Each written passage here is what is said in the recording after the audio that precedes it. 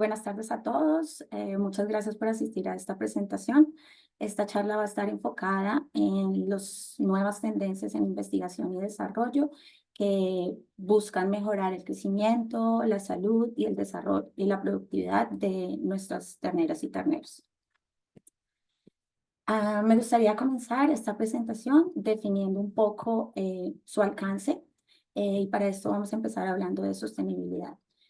¿Pero qué es sostenibilidad? Sostenibilidad es un término que ahora se usa mucho, está pues muy de moda, pero su definición depende un poco del punto de vista en que se define.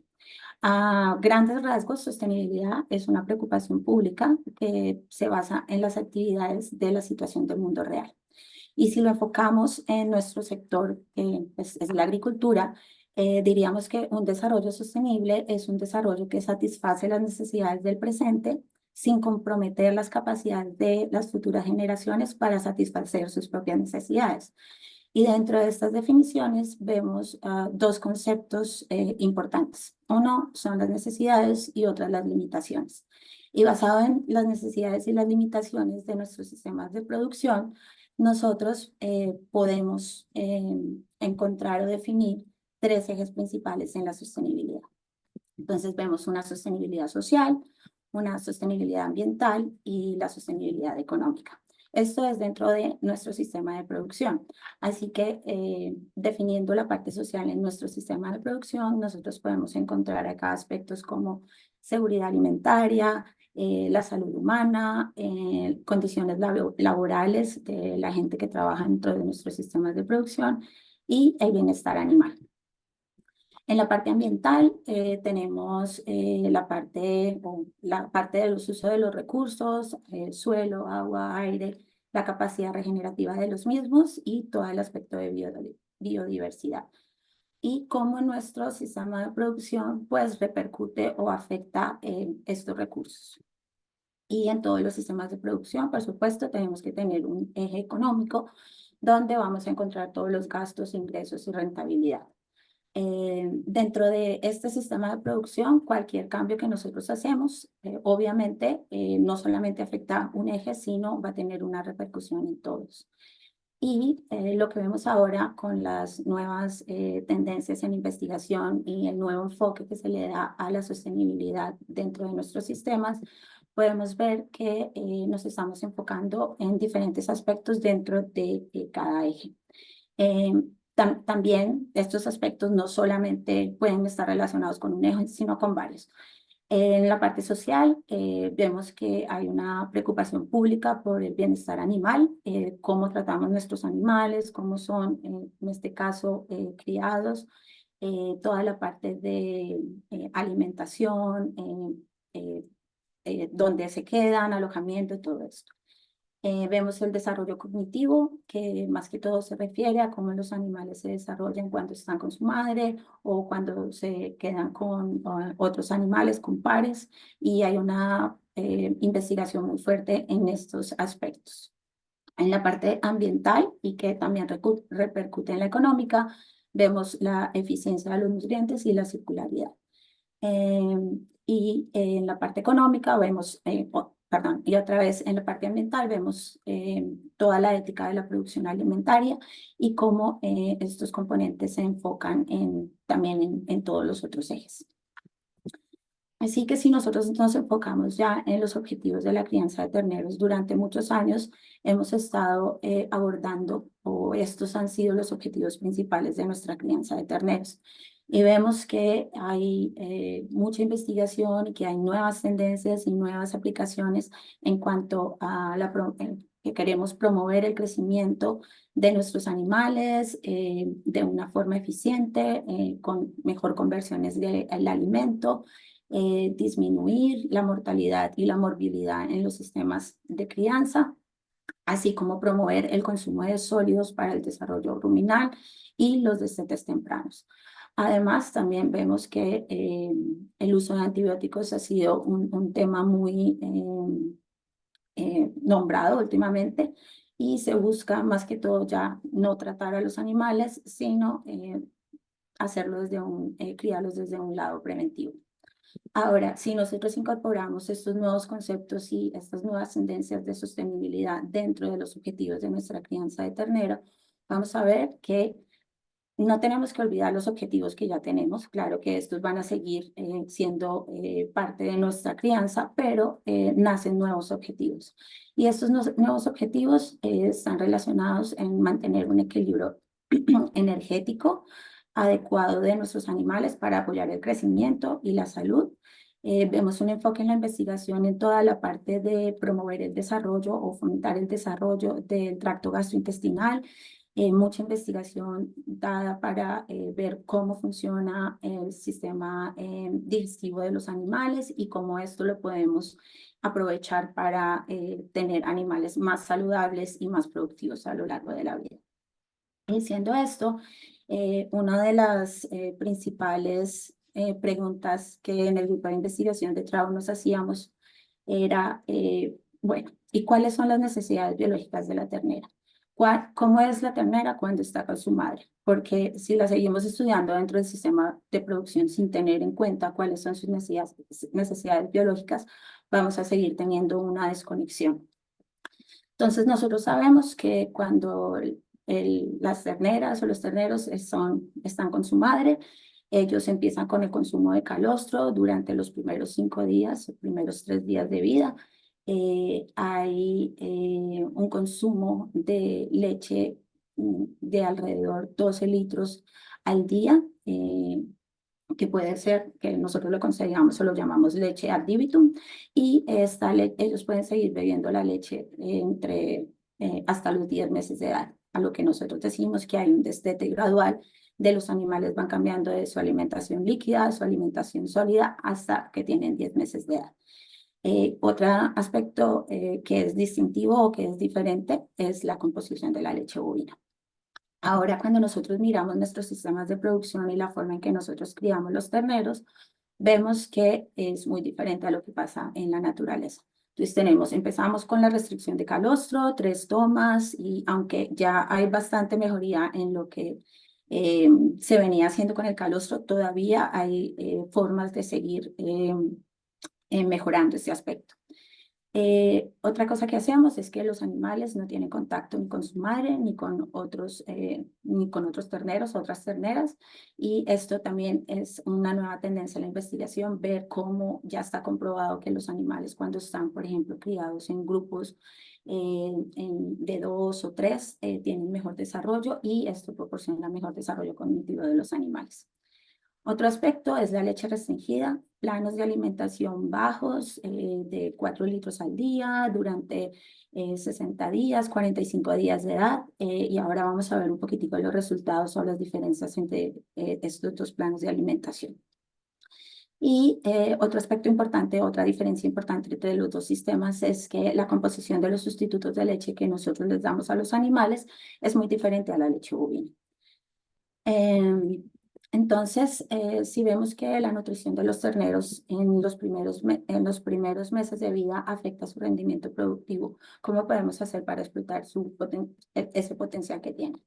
Este es un estudio que se hizo en el centro de investigación donde comparaban 2 sistemas de alimentación, uno elevado y otro restringido. Los que estaban en el plano elevado estaban consumiendo entre 1.2 kilogramos de materia seca por día, esto es de sustituto de leche, perdón, y el otro estaba en una alimentación restringida, que es la mitad de lo que recibía el elevado, 0.6 kilogramos de sustituto por día. Los animales llegaban hasta 8 litros de leche en el día 49 y luego se hacía un destete escalonado de una semana hasta el día 56.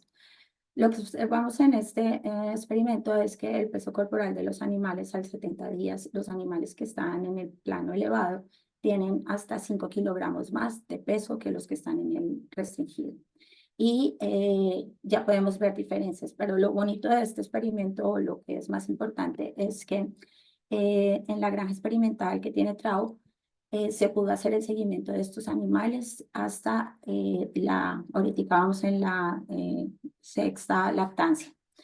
y se les hizo el seguimiento en muchos parámetros. Yo solamente voy a hablar sobre los datos de supervivencia en esta presentación, pero lo que podemos ver es que los animales que recibían el plano elevado tienen una tasa de supervivencia del 21% comparado con los restringidos. Entonces, de los 86 animales que entraron, 9 todavía están en lactancia, comparados con los restringidos, que solamente 2.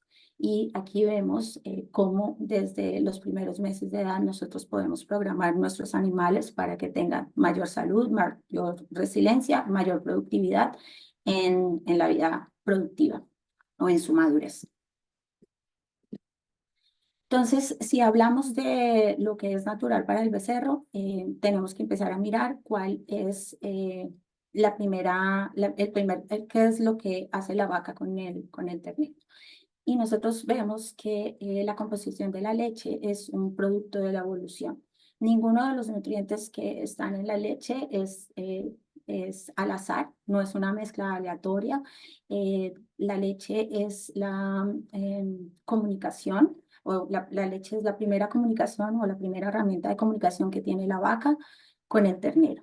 Y aquí, por ejemplo, nosotros vemos que durante la lactancia hay la leche tiene diferentes composiciones, diferente cantidad de proteína, grasa, lactosa a medida que va pasando los días de lactancia.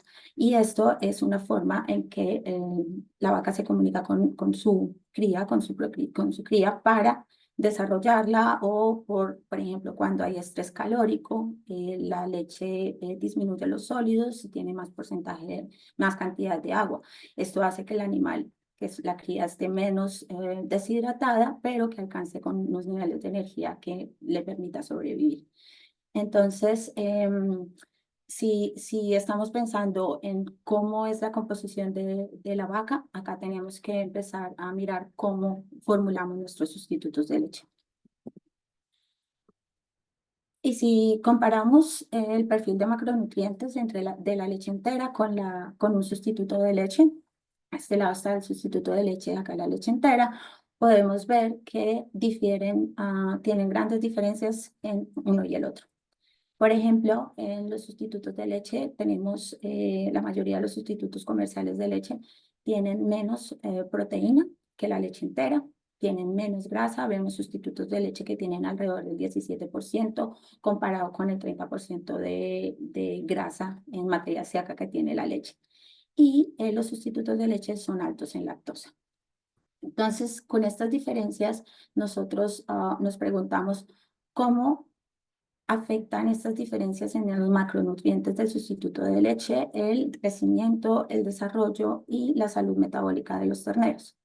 Bueno, para empezar a contestar esta pregunta, se hizo un experimento también en la granja experimental de Trout, donde se compararon 3 sustitutos de leche. Se comparó un sustituto alto en proteína, con 26% de proteína, otro alto en lactosa, 44%, otro alto en grasa, 25% de grasa.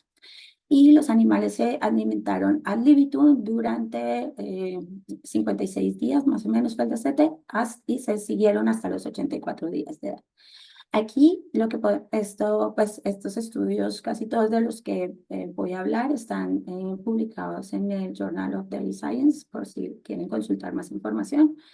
Entonces, estos animales no tuvieron diferencias en peso corporal. Todos al final del periodo estuvieron más o menos dentro de los 125, 130 kilos. Y cuando vemos el consumo de leche de estos animales, podemos ver que los que estaban con el tratamiento alto en lactosa consumieron más sustituto de leche que los otros 2 tratamientos, pero que al final del periodo, cuando miramos el consumo total de energía metabolizable, vemos que no hay diferencias en energía. Y esto nos hace pensar que los terneros regulan la ingesta de energía basado en la cantidad de energía que están recibiendo con bastante precisión. En este mismo estudio se hizo mapa de calor, que es un mapa donde podemos ver la concentración de metabolitos sí, de metabolitos en relación con los diferentes grupos. Entonces, en el grupo de acá tenemos la leche entera, tenemos el sustituto alto en grasa, alto en lactosa y alto en proteína. Y entre el color que es más oscuro, en este caso el azul oscuro, es que tienen menos metabolitos comparado con los otros grupos. Y podemos ver que el cuadro metabólico de la leche entera y el sustituto alto en grasa son los que más se parecen. Vemos diferencias grandes también acá, por ejemplo, en la presencia de IGF-1, que para el sustituto alto en proteína y alto en lactosa, pues era bastante alta.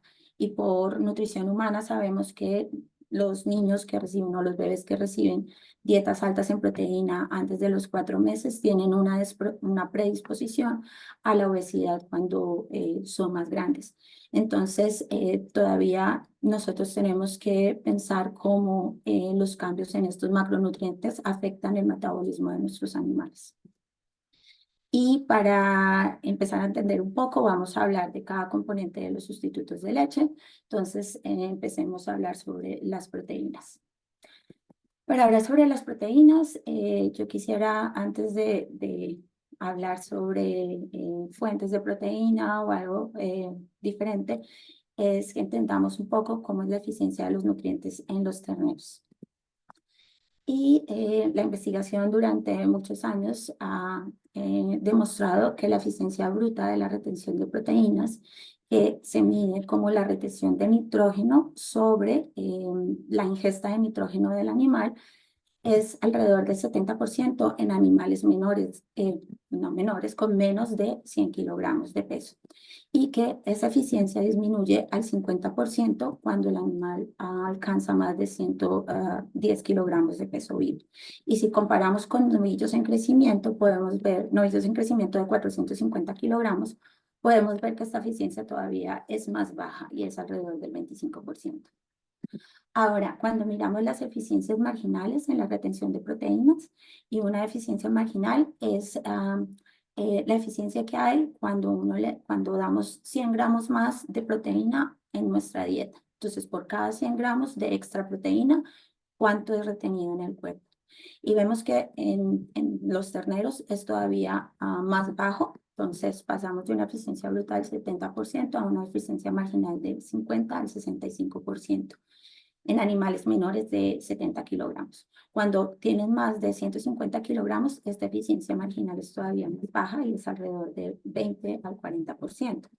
¿Esto qué quiere decir? Que la eficiencia en la retención de la proteína en rumiantes disminuye con la edad y con el peso corporal, y también disminuye cuando nosotros aumentamos el consumo de proteínas. Ahora vemos, este es un experimento que también se hizo en TRAU con apoyo de la universidad. Y en este experimento nosotros tenemos 4 tratamientos que son sustitutos de leche. Tenemos el control, un tratamiento con más grasa, un sustituto de leche con más lactosa, un sustituto de leche con más proteína. Aquí, si vemos cuál fue el consumo de nitrógeno, entonces por diseño experimental vemos que la diferencia pasaba del control y de más grasa y el de más lactosa de 0.70 a 1.30. Esto queríamos ver cuál era la respuesta a este extra proteína. Y no hubo diferencias entre el tratamiento de grasa y lactosa, pero obviamente era diferente con endoproteína. Ahora, cuando miramos la retención de la proteína en estos animales, estas eran becerras que eran de 50 kilogramos con menos de un mes de edad. Ahora, si vemos las diferencias en retención de proteína, vemos todavía que, el tenía extra proteína retiene más, pero no hay diferencias entre el de extra grasa o el de extra lactosa. Y cuando calculamos la eficiencia bruta, que es ese nitrógeno retenido sobre el nitrógeno que se come el animal, vemos que los animales recibiendo extra proteína en el sustituto de leche solamente tienen una eficiencia del 68%. Y los animales en extra grasa o en extra lactosa tienen alrededor del 80%. ¿Esto qué quiere decir? Que nuestros terneros jóvenes son muy sensibles a la ingesta de nitrógeno, que a mayor ingesta de nitrógeno tenemos menor eficiencia, que si damos más grasa o más lactosa, esto no me va a aumentar la deposición de proteína y que la energía no es limitante para la deposición de proteínas en estos animales. Ahora, si queremos explicar o hay, por qué es importante esto de las eficiencias. Bueno, por ejemplo, si comparamos los rumiantes con los cerdos en producción, vemos que las eficiencias en retención de proteína de los cerdos en desarrollo es de alrededor del 70 al 80%, comparado con lo que veíamos ahora del 68%, pues son muy bajas. Hay varias teorías o varios orígenes de por qué la deficiencia de proteínas baja en rumiantes. Puede ser, se cree que es de origen multifactorial y la primera teoría es sobre la ingestión ruminal. Esto quiere decir que todos los animales, o 20% de los animales que tenemos consumiendo leche van a tener un paso de la leche al rumen. Y cuando la leche pasa al rumen, esto significa que los nutrientes que están en el rumen son digeridos por los microbios, por los organismos ruminales y impiden o disminuye la absorción en el intestino de esa proteína y de esa energía. Y esto hace que la eficiencia de la proteína disminuya. Ahora, también otro factor que puede contribuir a la baja eficiencia de la proteína es la frecuencia en la alimentación.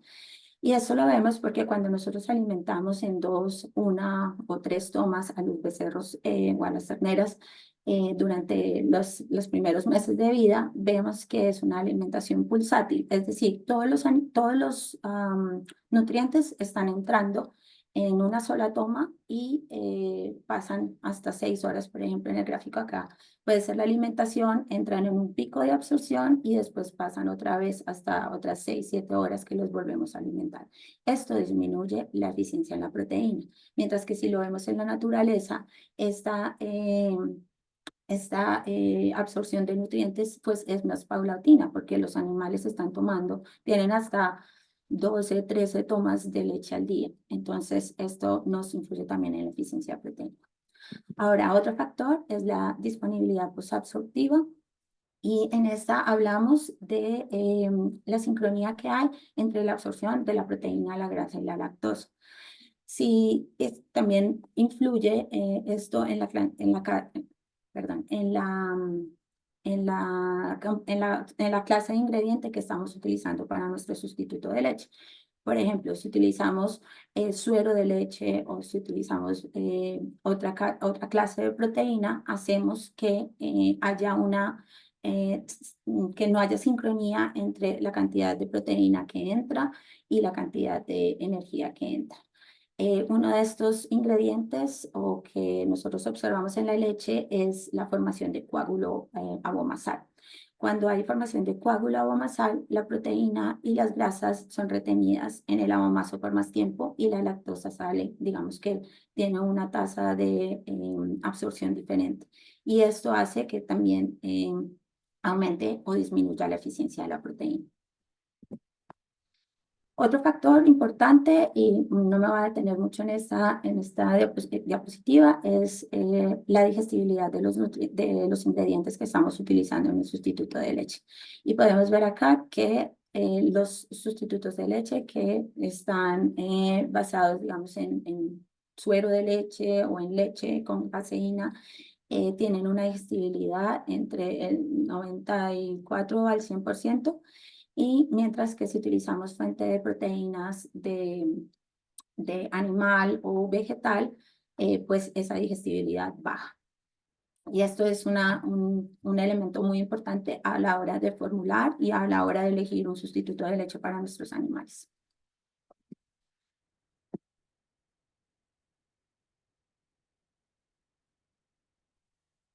Ahora sí vemos las fuentes de energía en los sustitutos de leche. Entonces, miremos otra vez cómo es la eficiencia de los nutrientes en los terneros. Y acá básicamente lo que yo les quiero mostrar es que dependiendo de la cantidad de energía que nosotros les demos a los animales, también va a depender la eficiencia de la proteína.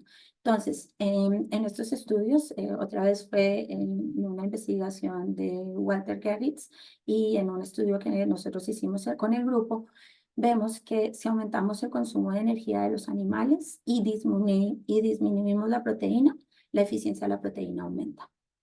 En el caso de animales jóvenes, menores de un mes de edad, si aumentamos el consumo de proteína, no nos aumenta la retención de grasa. Pero en animales más pesados o de 110 kilogramos, de 110 a 220 kilogramos, si aumentamos el consumo de proteína, ellos sí nos aumenta la retención de la grasa.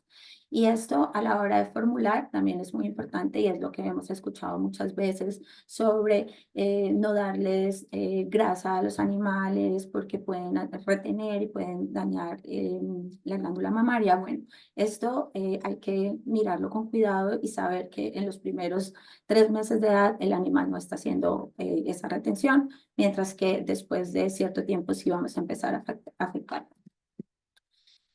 Y empecemos a hablar sobre la lactosa, que es una de las fuentes de energía usadas en los sustitutos de leche. La lactosa, ¿qué sabemos nosotros de la lactosa? Bueno, la lactosa tiene alta digestibilidad, aporta el 45% de la energía digestible en el sustituto de leche para los animales. Cuando el 90% de lo que ingieren los animales de lactosa es oxidado completamente, y si aumentamos la absorción de glucosa, se disminuye la oxidación de ácidos grasos. Eso significa que estos animales no me hacen grasa a partir de lactosa. Y otro componente importante, si lo volvemos a mirar con la comparación entre la grasa y los sustitutos de leche, vemos que la lactosa en los sustitutos de leche es bastante alta. Esto hace que un contenido alto de lactosa en los sustitutos de leche afecta la osmolalidad de la solución. Típicamente o normalmente todos los sustitutos de leche tienden a ser hipertónicos, es decir, que tienen una osmolalidad por encima de 400. Y esto es debido a la cantidad de lactosa, cantidad de minerales y el porcentaje de sólidos también que utilizamos para reconstituir el sustituto de leche. Entonces decimos que la lactosa representa aproximadamente la mitad de la osmolalidad en los sustitutos de leche. Entonces, si vemos en esta diapositiva, si estamos siguiendo pensando que queremos formular un sustituto de leche que sea más cercano a la leche entera, entonces, ¿cómo podemos reemplazar la lactosa? Bueno, este fue un estudio donde se empezó a reemplazar la lactosa con dextrosa, con glucosa. Y se hacía un aumento gradual de la glucosa a medida, con diferentes inclusiones. Entonces pasábamos de un tratamiento totalmente con lactosa a 10, 20, 30%, 40% de inclusión de la glucosa. ¿Qué observamos acá? Que los animales, cuando les cambiábamos la lactosa por glucosa, se aumentaba la mortalidad. Y esto era básicamente porque hay cambios en la mucosa intestinal de los animales, y además porque la cantidad de los cambios osmóticos pueden cambiar el vaciamiento gástrico en los terneros. Entonces, según este estudio, veíamos que no era opción cambiar totalmente la lactosa por glucosa. Ahora, ¿por qué podemos sustituir la lactosa? Bueno, en estos estudios se hizo el cambio de lactosa por grasa. Entonces teníamos dos sustitutos de leche, uno alto en lactosa, uno alto en grasa. Y en el primer estudio se encontraron diferencias en el tamaño del tracto gastrointestinal. Entonces, el peso del intestino y el peso total del sistema digestivo era más alto con el tratamiento alto en grasa. Y en este otro estudio, que también comparaba los mismos sustitutos de leche, lo que encontramos era que los animales que estaban consumiendo el sustituto alto en grasa presentaban menos diarrea o menos diarrea en la primera semana, en la tercera semana, en la semana 8 y 9 de vida. Entonces, esto nos hace pensar que hay una forma de cambiar esos niveles de lactosa y grasa en los sustitutos de leche. Ahora, si vemos la grasa, La grasa, ¿qué sabemos nosotros de la grasa en los sustitutos? Bueno, o en general, la grasa también es altamente digestible. Tiene 40% aporta el 40% de la ingesta de la energía digestible en los sustitutos de leche. Y cuando aumentamos el consumo de grasa, disminuimos la oxidación de ácidos grasos del 80 al 30%. Parte de eso, la grasa no es solamente un aporte de energía. Ya hay mucha investigación de la grasa en el rol y su rol en el metabolismo de la energía, en la reproducción, en el sistema inmune y también en la termogénesis. En un estudio que se hizo en Estados Unidos, ellos analizaron la composición corporal de los animales y vieron que las becerras nacen con 2,8% de grasa corporal. Cuando estos animales consumen leche entera durante las primeras 4 semanas de vida, su grasa corporal cambia o aumenta del 2,8 al 8%. Y lo compararon con un sustituto de leche que tenía solamente el 20% de grasa. Cuando vemos esta comparación, los animales no cambiaron la cantidad de grasa corporal, quedaron del 2,8 al mes en el mismo valor.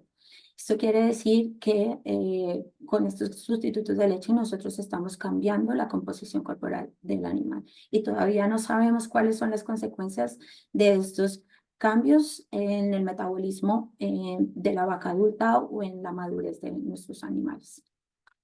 Ahora, si pensamos un poco en la grasa de leche, vemos que la leche tiene mayor contenido de ácidos grasos de cadena corta y media. Vemos que del 40 al 45% de los ácidos grasos tienen una estructura de triacilglicerol, que hace que haya más emulsificación de la grasa. Y si vemos las digestibilidades, que también es un tema importante, podemos ver que la grasa de la leche bovina tiene el 95 al 97% de digestibilidad, mientras que las fuentes, por ejemplo, de animal, tienen del 87 al 94. Ahora, si pensamos en la composición y en las diferencias de la composición de la grasa que usamos en el sustituto de leche con la grasa bovina o con con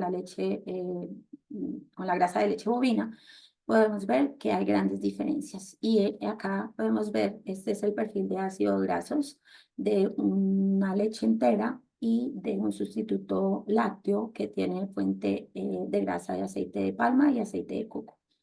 Y podemos ver que hay grandes diferencias en los niveles o no presencia. El verde es el sustituto lácteo y el azul es la leche entera. Acá vemos que en el sustituto lácteo no hay presencia de C4 o C6. Hay gran presencia del C18 o del C12. Ahora, si pensamos cuáles son las funciones, por ejemplo, del C4 del butírico, vemos que este ácido graso nos ayuda a que haya menos diarrea, ayuda aumentando las papilas ruminales, ayuda con el desarrollo intestinal, eh, aporta secreciones digestivas y ayuda con mayor ganancia diaria de peso. Mientras que el C6, que es el caproico, aumenta la utilización de nitrógeno para la acumulación de proteínas en los tejidos y también pues, por esto nos ayuda con las ganancias de peso, pero pues en nuestros sustitutos de leche no está. Entonces, en el equipo de investigación de TRAU se hizo un experimento donde buscábamos aumentar los niveles de C4 o incluir más bien los niveles de C4 y de C6 dentro del componente dentro de la grasa. Entonces teníamos 3 tratamientos, tenemos la leche entera o la grasa de fuente de leche entera, tenemos este control que tiene el 62,7%, 63% de aceite de palma, 35% de aceite de coco. Y al que llamamos TRI, tiene lo mismo, aceite de palma y aceite de coco, pero incluye 2 moléculas, la tributirina y la tricaproína. Y estos son, digamos que 2 moléculas que nos van a aportar o que van a aumentar los niveles de C4 y C6. Estos sustitutos de leche tenían 27% de grasa, 24% de proteína y una lactosa del 36%. Digamos que este es como un sustituto ideal en cuestión de niveles también, niveles de macronutrientes. Ahora, si vemos los resultados, esta hace parte de la tesis de una compañera mía que se llama Juliet Wilms y ella hizo diferentes experimentos donde analizaba toda la parte de histología, desarrollo, cinéticas. Tenía dos clases de experimentos, uno restringido, que lo llamamos restringido, o ad libitum. Y en estos resultados, que es del experimento con los animales en esquema de alimentación restringido, vemos que el desarrollo de las polípolos y de las papilas ruminales es mejor o mayor en el tratamiento TRI. O sea, el que ya presenta el C4 o las moléculas parecidas al C4 y al C6. Mientras que el tratamiento con el control, el sustituto de leche control que no tiene esta inclusión, pues no, vemos no diferencias en las papilas ni en el desarrollo de los pólipos. Y ahora, cuando hacen la histología de la parte del sistema del intestino, ven que en el tratamiento de la tributirina o el TRI tiene mejor desarrollo que comparado con los otros tratamientos. Entonces tiene una longitud mejorada de las vellosidades del ileón y esto, aunque en los otros parámetros no es significante, también hay unas diferencias numéricas. Ahora si vemos el consumo de, de iniciador y de alimento, vemos que esto es, ya acá pasamos a los resultados del experimento ad libitum. Y acá vemos que los animales tomaban más leche con el tratamiento de la tributirina. Y si vemos el comportamiento del iniciador, siempre que nosotros hablamos o muchas de las investigaciones se dice que cuando los animales están ad libitum o con altos esquemas de alimentación, ellos retrasan su consumo de alimento o no es en la misma velocidad que fuera si tuvieran un sustituto restringido. Ahora lo que vemos acá es que los animales en el grupo de la tributerina presentan diferencias significativas en el consumo de iniciador. Y esto lo podemos también atribuir a el mejor desarrollo ruminal y mejor desarrollo intestinal que estábamos viendo anteriormente. Se refleja perfectamente en el consumo del iniciador. Y si vemos el peso de estos animales, acá podemos ver que los animales que tienen la tributirina, en el tratamiento de la tributirina, al final del periodo tienen 15 kilogramos más de peso corporal que el control. Y esto quiere decir que estos en todo el periodo hasta las 12 semanas, más o menos ¿no? El promedio de ganancia diaria fue de 949 gramos por día, comparado con el de tributirina que fue de 1100 casi gramos por día. Así que esto es muy importante que veamos que ya no es suficiente solamente restaurar los niveles de nutrientes en los sustitutos de leche, sino que la composición también tiene un papel muy, muy importante. Ahora, si hablamos de los minerales en los sustitutos de leche, podemos ver acá otra vez es una comparación entre los elementos traza de la leche entera y del sustituto de leche y podemos ver cómo en el verde está el sustituto de leche y en el azul está la leche entera. Y podemos ver cómo los niveles de minerales en el sustituto de leche son muy, muy altos comparados con los de la leche entera. Esto, estos requerimientos o estas recomendaciones en cuanto a la inclusión de minerales en los sustitutos de leche muchas veces no tiene respaldo científico, sino son un poco más al azar. Entonces, en este momento, pues ya se está creando más conciencia de lo que los animales de verdad necesitan. También porque esto nos puede crear problemas de toxicidad de minerales. Por ejemplo, ya se ha demostrado que cuando hay una acumulación de hierro en el intestino, este ayuda a que los patógenos entéricos tengan tengan mayor proliferación. Entonces, hay que tener mucho cuidado con la cantidad de minerales que son incluidos dentro del sustituto de leche. Y en este estudio podemos ver que, bueno, en estos animales se les hace la medición del mineral a los 58 kilogramos de peso vivo y luego a los 150, bueno, a los 155 kilogramos de edad se vuelven a analizar para ver otra vez sus minerales.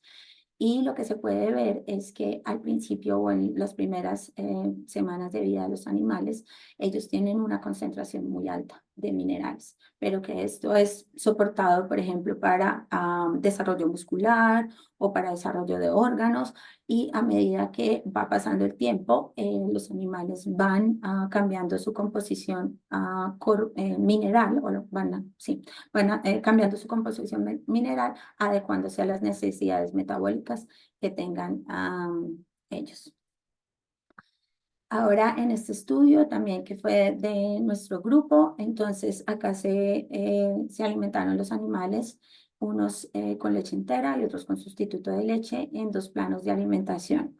Un plano alto de 9 litros y un plano bajo de 4,5 litros.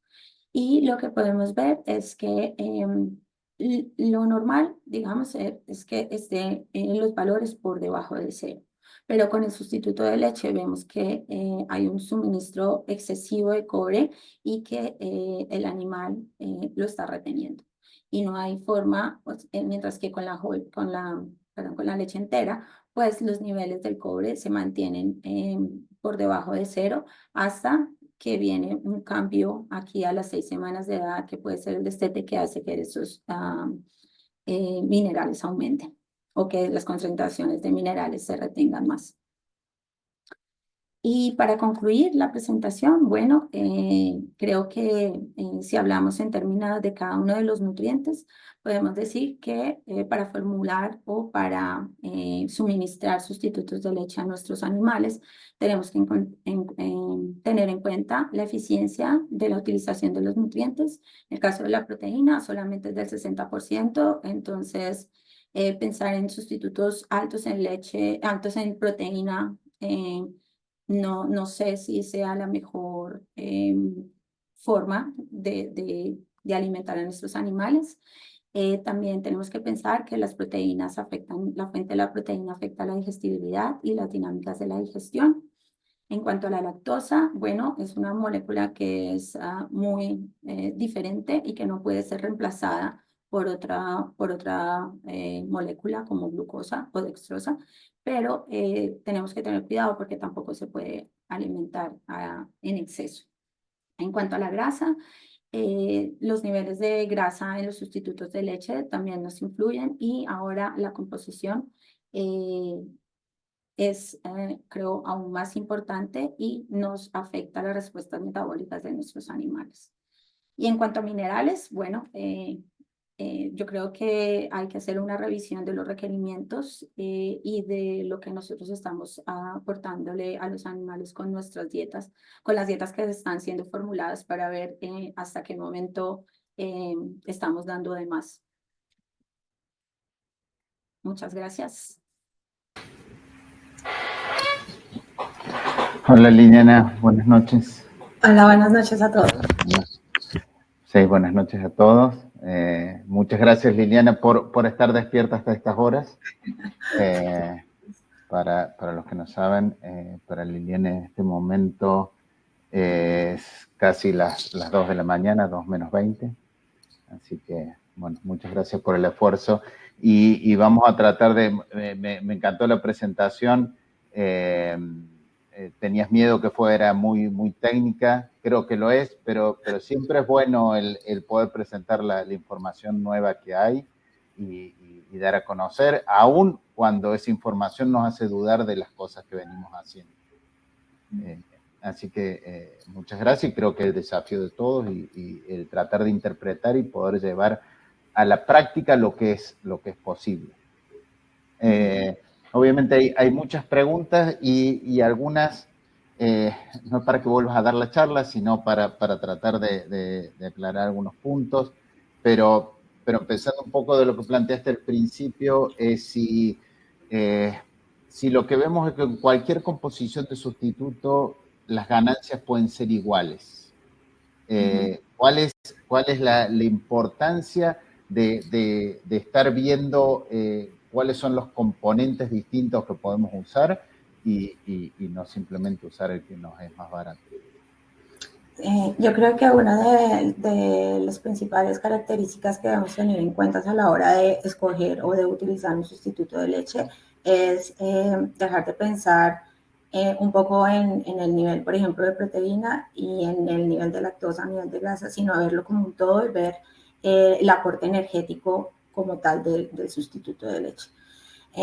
Tal vez dejar de pensar un poco en cuántos litros alimentamos, sino cuánta energía necesita el animal para desarrollarse, porque en realidad lo que hace que el animal se desarrolle es la energía. Y creo que es lo más importante si queremos estar un poco más cerca a lo que es la composición de la leche materna, deberíamos empezar a pensar en niveles más altos de grasa en los sustitutos de leche que promuevan pues el crecimiento y el desarrollo del animal. Interesante lo planteas porque lo que por ahí hemos visto mucho en el mercado en los últimos años que han aparecido sustitutos con mayores niveles de proteína. Entonces, la idea es que no suministrar más proteína en un sustituto lácteo. Ya es una tendencia que creo es más de origen americano, el promover el consumo de proteína, y eso depende un poco de los objetivos que nosotros tengamos en la crianza. Si nosotros queremos animales que son desarrollados magro, sin pensar en que tienen ellos que una necesidad biológica de depositar grasa en el cuerpo, como lo decía en la presentación, las tetenas nacen con el 2.4% de composición corporal en grasa y necesitan la grasa en el sustituto de leche o en la leche materna, y por eso la leche materna tiene altos niveles de grasa para empezar a ellos acumular, y la grasa juega un papel muy importante en otras funciones del cuerpo, como son funciones termogénicas, funciones inmunológicas. Entonces, esta tendencia de subir la proteína y bajar la grasa, al final nos está causando también cambios metabólicos en los animales pues a largo plazo, ¿no? Que todavía no hemos terminado de entender las consecuencias de hacer estos cambios en las macronutrientes que los animales están consumiendo. Creo que eso es más como una tendencia que se dio de querer animales más magros sin cantidad de grasa, porque se pensaba que la grasa era perjudicial para los animales porque podía afectar glándula mamaria, pero al final en los 3 primeros meses de vida los animales no están depositando grasa y no están depositando grasa en glándula mamaria y no nos va a afectar el desarrollo. Además que ya la proteína, como lo veíamos en cuanto a la eficiencia, los animales hasta el 70 kilogramos de peso vivo tienen una eficiencia del 68%, 65%. Todo lo que vemos por encima de lo que ellos pueden utilizar va a ser simplemente o perdido como calor en el cuerpo o excretado. Entonces, si damos altos niveles de proteína, estamos básicamente, creando un problema, contribuyendo a un problema ambiental de excreción de proteína o acumulación de nitrógeno en el suelo, y además, pues, añadiendo un costo extra al sustituto de leche que no nos va a beneficiar en el desarrollo del animal. Clarísimo, Liliana. Y bueno, siguiendo un poco con el tema, porque hay varias consultas relacionadas con proteína, por eso iba por ese lado, y antes de cambiar a más cuestiones, a lo mejor un poco más simples ya de cantidades, una de las preguntas que plantean acá, ¿cuál es la importancia de la formación del coágulo de proteína en la digestión del ternero? Ya. En cuanto a la absorción de los nutrientes, lo que hace el coágulo es que ayuda a que la absorción o la digestión de la proteína y de la grasa sea más lenta. Entonces, la grasa y la proteína se mantienen en el coágulo por más tiempo en el abomaso y hace que la digestión y la tasa de absorción sea más lenta. Entonces, tenemos el pico de glucosa que viene primero y estos nutrientes son retenidos por más tiempo y hace que sea más digerible, digamos, que la proteína y la grasa. Entonces, eso hablaría un punto a favor en del hecho de incluir leche o proteínas de leche como leche extremada en sustituto lácteo. Sí, sí, porque ellas estimulan la producción del coágulo en el abomaso, mientras que proteínas vegetales no lo hacen. Bueno, y después nos pregunto un poco más, más prácticas, como por ejemplo, ¿cuál sería la cantidad recomendable de leche de suministrar a un ternero en los primeros 45 días de vida? Ya nosotros, ya en el programa de Lifestar o en lo que nosotros hemos desarrollado en cuanto a esquemas de alimentación, nosotros recomendamos empezar a alimentar a los animales con 6 litros la primera semana e irlo aumentando paulatinamente. Ya depende de la cantidad de leche que se quiera suministrar, pero más o menos 6 litros primera semana, yo iría a 15 días ya 7, 8 litros de leche. Entonces, en los primeros, empezar con 6 y pasarnos a 7 a 8 litros a partir de la segunda, tercera semana. O sea, 6 litros sería lo mínimo. Sí, 6 litros. Para mí es lo mínimo. Se puede empezar con más. Las becerras lo pueden hacer, pero tendríamos ya que adoptar otros sistemas de alimentación, como el libitón o más tomas de leche. Perfecto. No, bueno saber, o sea, para arriba es como que podemos irnos, ya es una cuestión económica, para abajo no, ya es una cuestión de cubrir requerimientos. Sí, por todo lo que se da por debajo de 6 litros, la becerra básicamente utiliza esa energía para mantenimiento. Entonces, 4 litros de leche se le pueden dar, pero la becerra no puedes esperar que tengas unas ganancias de peso más altos o que esa becerra se esté desarrollando. Simplemente pues está ahí en mantenimiento, ¿no? La otra pregunta que ha surgido de distintas formas varias veces es ¿hasta cuándo? ¿Hasta cuándo? Esa es una pregunta muy buena. Bueno, lo que nosotros, yo creo que depende mucho de las condiciones de la crianza, de los objetivos. Yo podría personalmente recomendar que el destete no sea antes de los 60 días, o sea, que no se le termine la leche a la becerra antes de los 60 días. 63 días, 70 días puede ser empezar a disminuir la leche, ¿no?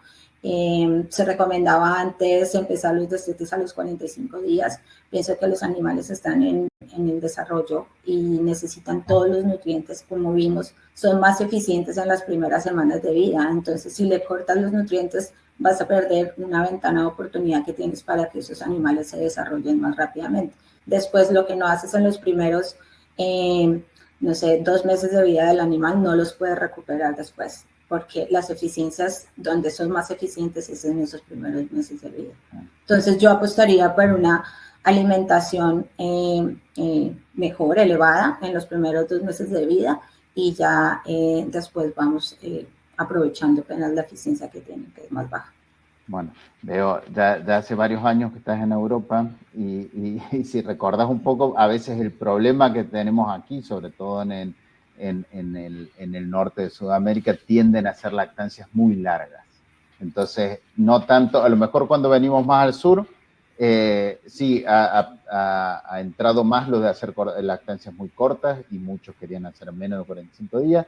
Y entonces muy bueno todo lo que planteaste, pero después nos encontramos cuando vamos más al norte con terneros que están 4 o 5 meses en lactancia.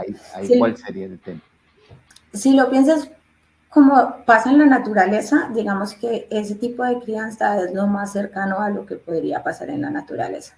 Pero nosotros estamos hablando de sistemas de producción donde los costos y donde la parte económica tiene que tener un papel dentro de nuestro sistema de producción. Y durante esos 4 o 5 meses, si tú estás dando leche y estamos viendo estas eficiencias en cuanto a la utilización de proteína y energía, yo preferiría coger, si estás dando 50 kilogramos de sustituto de leche en 4 meses, donde 2 meses de ese periodo en realidad los animales no son tan eficientes, pues yo concentraría esos mismos 50 kilogramos en los 2 primeros meses, donde puedo aprovechar el desarrollo de los animales y me va a tener una repercusión más positiva, más grande en el desarrollo. Si lo alargas, entre más lo alargues, estás perdiendo más tiempo o más oportunidad para desarrollarlos mejor.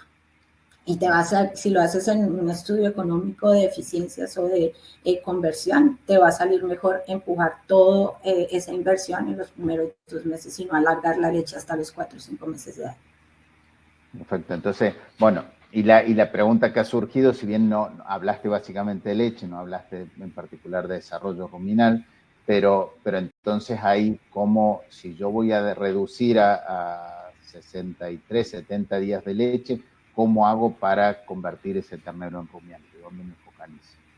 Ya, se habla mucho que a medida que tú aumentas los niveles de leche en la etapa de lactancia del animal, él disminuye su consumo de iniciador. Pero nosotros hemos visto que si tú tienes estrategias adecuadas de destete, los animales llegan a consumir la misma cantidad de alimento iniciador en el mismo tiempo. Entonces, por ejemplo, si tenemos un destete escalonado cuando empezamos a los 55 días, reducimos el volumen de leche y lo vamos reduciendo paulatinamente. Cuando el animal llega a 63, 70 días, está consumiendo 2.5 kilogramos de iniciador.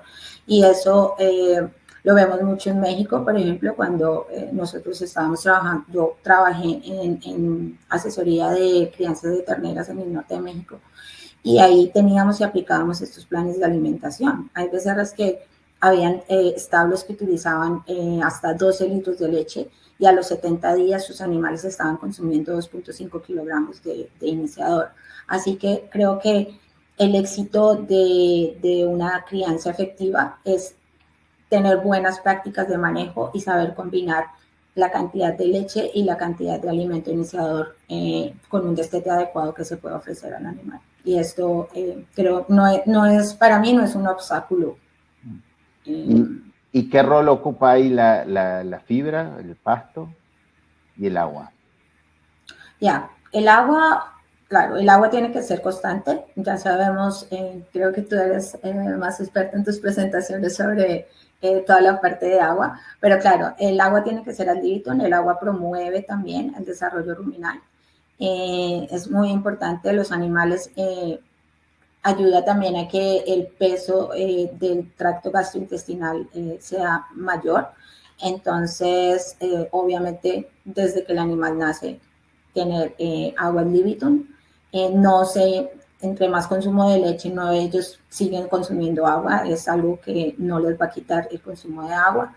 Y en cuanto a la fibra, siempre ofrecerla. También nosotros hablamos de la fibra, tal vez al inicio ellos no consumen tanto. Si hablamos de paja, estamos hablando que al primer mes estarán consumiendo 50 gramos, 100 gramos de paja, que digamos que en cuestiones nutritivas no tienen tanto impacto, pero eso los ayuda a otras funciones del rumen, como a ganar más, ¿cómo se llama? Bueno, como se vuelve más rugosa la superficie del rumen y hace que también se evita que estén jugando con arena o que tengan alguna otra manía de comer. Entonces, creo que desde el principio ofrecer agua, libitum, iniciador y paja es como una de las claves de una crianza efectiva. Pero ahí de cualquier forma estabas hablando de 50 gramos, o sea, cantidades muy limitadas. Sí, tú le puedes ofrecer más, pero los animales no lo hacen. Nosotros en los experimentos medimos todo, medimos consumo de iniciador, medimos consumo de agua y medimos consumo de paja. Yo hice un experimento también con iniciadores y ahí veíamos que el consumo de paja en los primeros 45 días es casi mínimo. Es más para que los animales empiecen a ver el alimento y a a ver sí, el nutriente, bueno, el alimento, y empiecen a estimular el consumo. Pero una vez que quitas la leche, lo agarran muy rápido.